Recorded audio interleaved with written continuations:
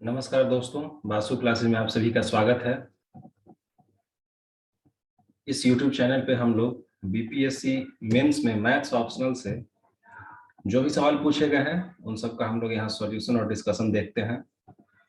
Linear algebra का अब तक हम लोग सारे सवाल का सॉल्यूशन देख चुके हैं। कैलकुलस का हम लोग अभी देख रहे हैं और आने वाले समय में हम लोग टॉपिक वाइज हर एक टॉपिक का मैथ्स ऑप्शनल का जो भी टॉपिक है सारे टॉपिक का सॉल्यूशन इसी चैनल पे देखेंगे। इसलिए आप लोग मेरे चैनल को सब्सक्राइब कर दीजिए और शेयर कीजिए। चलिए देखते हैं आज का सवाल। 63rd बीपीएससी में जो सवाल पूछे गए हैं कैलकुलस से 3 सवाल पूछे गए हैं। ठीक है, देख लीजिए कौन कौन से सवाल है। पहला सवाल है कि मिनिमम वैल्यू निकालना है B C X C A Y A B Z का जब कुछ दिया हुआ है कि X Y Z A B C है तब बताना है कि मिनिमम वैल्यू इसका 3 होगा। ठीक है, तो चलिए देखते हैं हम लोग सवाल को। और दूसरा सवाल देख लीजिए, ये डबल इंटीग्रेशन का है, इसमें जैकोबियन लगेगा। तीसरा सवाल है आपका कि फैमिली ऑफ कर्व निकालना है जो ऑर्थोगोनल हो इस कर्व के। ठीक है, तो चलिए देखते हैं पहला सवाल। पहला सवाल में लैग्रेंज मल्टीप्लायर मेथड लगेगा। ठीक है, लैग्रेंज मल्टीप्लायर क्या होता है, उसमें एक कुछ दिया हुआ रहता है कि एफ कोई फंक्शन है, इसको मैक्सिमाइज या मिनिमाइज करना है। ठीक है, और दूसरा कुछ फंक्शन दिया हुआ रहता है इज इक्वल्स टू 0, इस तरह से रहता है। ठीक है, तो वैसे कंडीशन में कैसे सॉल्व करते हैं, एक फंक्शन ले लेते हैं एच एक्स, यहाँ पे एच मैंने ले लिया है एच, तो F X plus lambda G x करते हैं। ठीक है, और डेल्टा एच बराबर 0 करते हैं। डेल्टा एच का क्या मतलब है, डेल्टा एच का मतलब है delta H upon delta X I का, delta H upon delta Y J cap, delta H upon delta Z K cap. अब सब जीरो, इधर क्या है जीरो, यानी कि delta H upon delta X भी जीरो होगा, delta H upon delta Y भी जीरो, और delta H upon delta Z भी जीरो। ठीक है, तो चलिए यहाँ से देख सकते हैं हम लोग इस तरह से। तो जो एच फंक्शन हम लोगों ने माना है कि क्या है, H F X plus lambda G X, यानी एफ एक्स तो ये हो गया और लेमडा जी एक्स क्या हो जाएगा, इसके लेमडा लग जाएगा। ठीक है, तो कुछ इस तरह से हो जाता है। एच एक्स को जब हम लोग एक्स के रेस्पेक्ट में डिफ्रेंशिएट करते हैं तो ये आता है, वाई के रेस्पेक्ट में करते हैं तो ये आता है, जेड के रेस्पेक्ट में करते हैं तो ये हमारा आता है। ठीक है, यहाँ से जब हम लोग सॉल्व करते हैं ये वाला देखिए, जी एक्स वाई जेड बराबर ए बी सी दिया हुआ है, यहाँ से हम लोग एक्स वाई का वैल्यू निकाल सकते हैं, वाई जेड का एक्स के टर्म, एक्स वाई का जेड के टर्म में, वाई जेड का एक्स के टर्म में, एक्स जेड का वाई के टर्म्स में, यहाँ पे वैल्यू हम लोग ले लिए। ठीक है, यहाँ से आप लोग बस इतना ही समझिए कि 4 वेरिएबल है, क्या क्या, एक्स वाई जेड और लेमडा। ठीक है, ए बी सी वगैरह तो कांस्टेंट वैल्यू है जो कि पहले से ही दिया हुआ है, इसलिए वेरिएबल क्या है, एक्स वाई जेड और लेमडा। और इक्वेशन कितने हैं, 1 2 3 और ये 4 इक्वेशन, 4 वेरिएबल। बस सोल्व करना है, आप किसी भी तरह तरीके से इसको सोल्व कर सकते हैं। तो यहाँ हम लोगों ने सोल्व किया है, तो यहाँ देख सकते हैं आप स्टेप बाय स्टेप।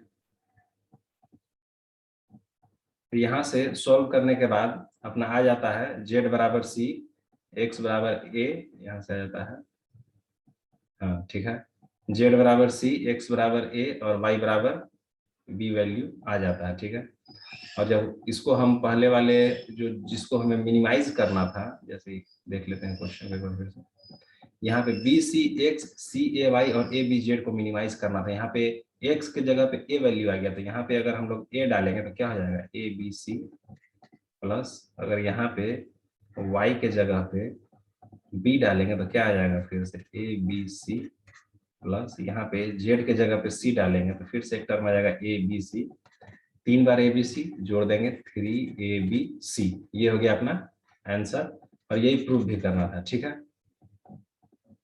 ठीक है, अगला सवाल हम लोग देखेंगे, थोड़ा मैं पेन चेंज कर लूं। ठीक है,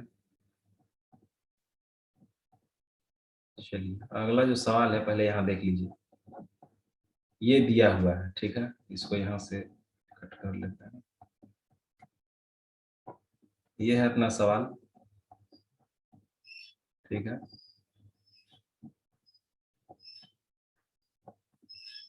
इसको सॉल्व करने के लिए पेस्ट कर लेते हैं। ये है सवाल अपना, ये डबल इंटीग्रेशन का सवाल है। ये इसको सॉल्व करना है।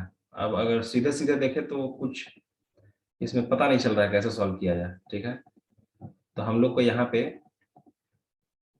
ये चेंज करना पड़ेगा, जो भी एक्स वाई है उसको कुछ अपने हिसाब से चेंज करना पड़ेगा। ठीक है, तो मैंने एक्स वाई को यू वी में चेंज करने का सोचा है, और जो हमारा रीजन दिया हुआ है, रीजन ऑफ इंटीग्रेशन एक्स बराबर 0, वाई बराबर 0 और एक्स प्लस वाई बराबर 1 है। इस तरह से इसके अंदर जो रीजन बनता है इसके अंदर इंटीग्रेट करना है। ठीक है, एक्स प्लस वाई यहाँ पे भी है और एक्स प्लस वाई इधर नीचे में भी है। तो मैंने कन्वीनियंस के लिए मान लिया कि X plus Y is equals to भी, और एक्स माइनस वाई जो ऊपर में है उसको यू मान लिया।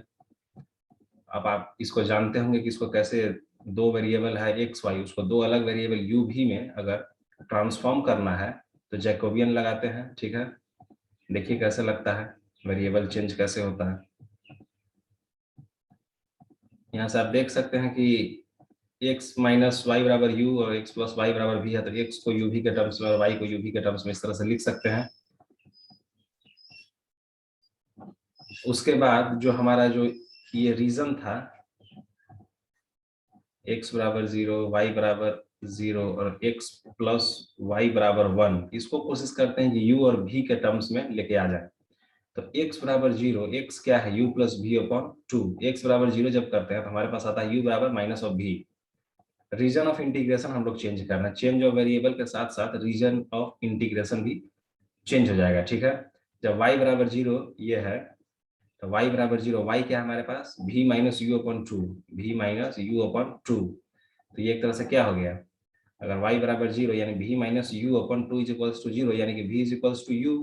ठीक है, और x plus Y is equals to 1 यानी कि v इज इक्वल्स टू 1। ये है हमारा नया रीजन ऑफ इंटीग्रेशन बनेगा। उसको आप यहाँ इस वाले डायग्राम में देख लीजिए क्या क्या था हमारे पास, u is equals to minus of v, u is equals to v और v इज इक्वल्स टू 1, ये था हमारे पास। अब ये देखिए, अगर इसको v एक्सिस और इधर u एक्सिस लिए हैं तो ये है u is equals to v, ये है u is equals to minus of v और ये है v इज इक्वल्स टू 1। अब ये अपना हो गया रीजन ऑफ इंटीग्रेशन। अब यहाँ पे इंटीग्रेट करना है हम लोगों को। ठीक है, अब जैकोबियन देख लेते हैं यहाँ पे dx dy को कैसे लिख सकते हैं। तो आई होप आपको ये पता होगा कि चेंज ऑफ वेरिएबल कैसे होता है। ठीक है, इधर हो जाता है, अगर dx dy को मेरा हम लोग का एम है कि कुछ फंक्शन ऑफ u भी du dv इस तरह से लेके आ जाए। ठीक है, इसको इस तरह से लिखते हैं del X upon del U, del X upon del V, del Y upon del U, del Y upon del V. अब एक्स और वाई यू और वी के टर्म्स में हम लोग देख चुके हैं कि यहाँ पे आया था, एक्स को हम लोग यूवी के टर्म्स में, वाई को यूवी के टर्म्स में हम लोग देख चुके हैं। तो del X upon del U क्या हो जाएगा, यहीं पे देख लेते हैं। यहाँ पे del X upon del U क्या हो जाएगा, half. Del X upon del V क्या हो जाएगा, वो भी हाफ हो जाएगा। यहाँ del Y upon del U क्या हो जाएगा, माइनस हाफ, और डेल वी क्या हो जाएगा, प्लस हाफ। बस इसको यहाँ पे लिख लिया बस यहाँ पे। हाँ ठीक है, del X upon del U half, del X upon del V half, del Y upon del U minus half, del Y upon del V plus half. बस इसका डिटर्मिनेंट निकाले तो वैल्यू आ गया हाफ। ठीक है, अब चलिए इंटीग्रेशन में x के जगह पे, x माइनस वाई के जगह पे यहाँ पे u लिख लिए, जो पहले x माइनस वाई था, और यहाँ x प्लस वाई था वहां पे v लिख लिए, और dx dy के जगह पे ये आ गया जैकोबियन से ऊपर वाले साइड। ठीक है,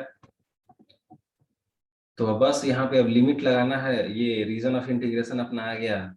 तो बस यहाँ से इंटीग्रेट कर लेना है पहले विद रिस्पेक्ट टू y, क्यों, क्योंकि u ऊपर में है तो सुविधा होगा इसको करने में। पहले v को कांस्टेंट मान के u के रेस्पेक्ट में इंटीग्रेट करेंगे और u का लिमिट डालेंगे। पहले यहाँ ग्राफ आप देख ही रहेंगे, ये ग्राफ, इस ग्राफ में पहले हम लोग इस वाले रीजन में इंटीग्रेट करेंगे।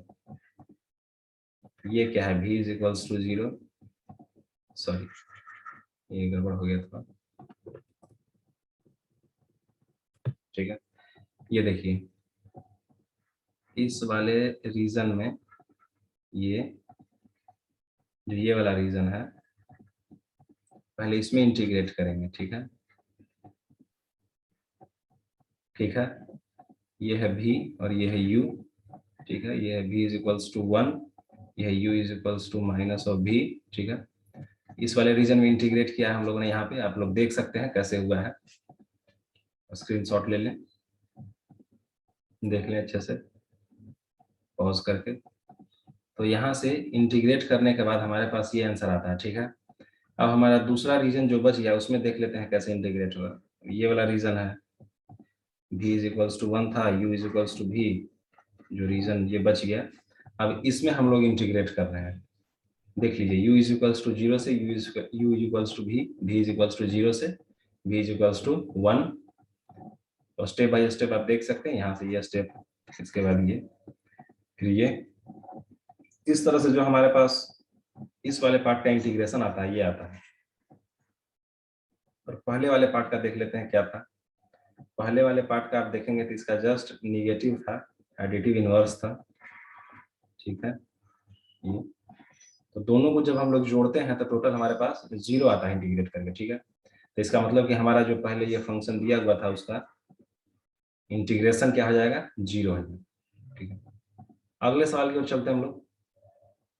अब देखिए सवाल दिया हुआ है कि एक कर्व है, उसका ऑर्थोगोनल कर्व निकालना, ठीक है। ये फैमिली ऑफ कर्व है और हमें एक फैमिली ऑफ कर्व निकालना है जो इसके ऑर्थोगोनल हो हर पॉइंट पे। अब ऑर्थोगोनल का क्या मतलब, जस्ट सपोज यहाँ पे आपको एक कर्व दिया हुआ है, ठीक है। अब इस कर्व का ये पॉइंट चलिए ले लेते हैं, ए, इस कर्व का ए पॉइंट पे स्लोप मान लीजिए ऐसा कुछ है। तो जो अगर दूसरा कोई कर्व इसके ऑर्थोगोनल है, मान लीजिए यहाँ पे कोई कर्व इस तरह से ले लेता है, ठीक है। यहाँ पे एक मिनट, यहाँ अगर दूसरा कोई कर्व ए, इस वाले कर्व के C1 कर्व के ऑर्थोगोनल अगर कोई कर्व है तो उसका जो टेंजेंट होगा इस वाले पॉइंट पे, ये वाला पॉइंट क्या है, एक तरह से x बराबर 0 0 है ये, y बराबर समथिंग, ठीक है। तो इस पॉइंट पे उस वाले कर्व का, अगर इस तरह से कर्व है, टेंजेंट परपेंडिकुलर होना चाहिए, ठीक है। चलिए इसको देखते हैं। पहला जो कर्व है इसका टेंजेंट देखते हैं क्या होता है, dy upon dx। dy upon dx निकालेंगे आप लोग तो इस तरह से आ जाएगा, ठीक है। अगर इस वाले स्लोप का कोई परपेंडिकुलर स्लोप होगा, यानी कि आपको पता होगा कि अगर एक स्लोप है L1, अगर दूसरा स्लोप है कुछ L2, अगर L1 और L2 ऑर्थोगोनल है तो L1 इंटू L2 -1 होता है, ठीक है। तो अगर dy अपन dx का ऑर्थोगोनल कर्व क्या हो जाएगा, minus of dx upon dy, orthogonal tangent क्या हो जाएगा, ऑर्थोगोनल स्लोप क्या हो जाएगा, minus of dx upon dy, ठीक है। तो orthogonal minus of dx upon dy हो जाएगा ये वाला वैल्यू, जो dy अपन dx इसका था, ठीक है। अब यहाँ से ऑर्डिनरी डिफरेंशियल इक्वेशन का लग जाएगा पार्ट, इधर x वाले टर्म्स को इधर लेके आ जाएंगे, वेरिएबल सेपरेबल मेथड लगाएंगे, dx के साथ x वाला फंक्शन सारा और dy के साथ y वाला, इधर इस तरह से आ जाता है, minus of dx upon 3c x² dy upon 2y। तो यहाँ पे इस तरह से हो गया। अब x के पावर -2 को इंटीग्रेट कर लिया हम लोगों ने, 2 इंटू एक्स के पावर -1 यहाँ आ गया, यहाँ माइनस था वो कैंसिल हो गया, ठीक है। इधर 3c dy 1/y का ln y हो गया, ठीक है।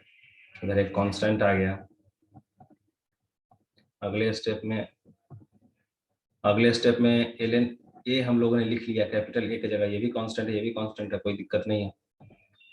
और यहाँ पे x के पावर -1 तो 2/x आ गया, 2/x is equals to ln y के power 3c plus ln a। अब यहाँ से बस रीअरेंज करके एक अच्छे फॉर्म में ला देना है इसको, और कुछ नहीं कर, आप किसी भी फॉर्म में लिख सकते हैं, यहाँ पे ये वाले को यहाँ तक भी छोड़ सकते हैं, कोई समस्या नहीं है उसमें, या फिर x इंटू इतना लिख के बराबर में 2 वो भी छोड़ सकते हैं। तो मैंने इसको इस फॉर्म में ला दिया है, एक्सपोनेंशियल फॉर्म में, ठीक है। और यहाँ से ये इसका आंसर हो जाता है। आज का डिस्कशन यहीं खत्म करते हैं। अगले क्लास में हम लोग 60वीं से 62वीं में जो सवाल पूछे गए हैं कैलकुलस से, उसका सॉल्यूशन देखेंगे। तब तक के लिए धन्यवाद। आप लोग मेरे चैनल को सब्सक्राइब कीजिए और शेयर कीजिए।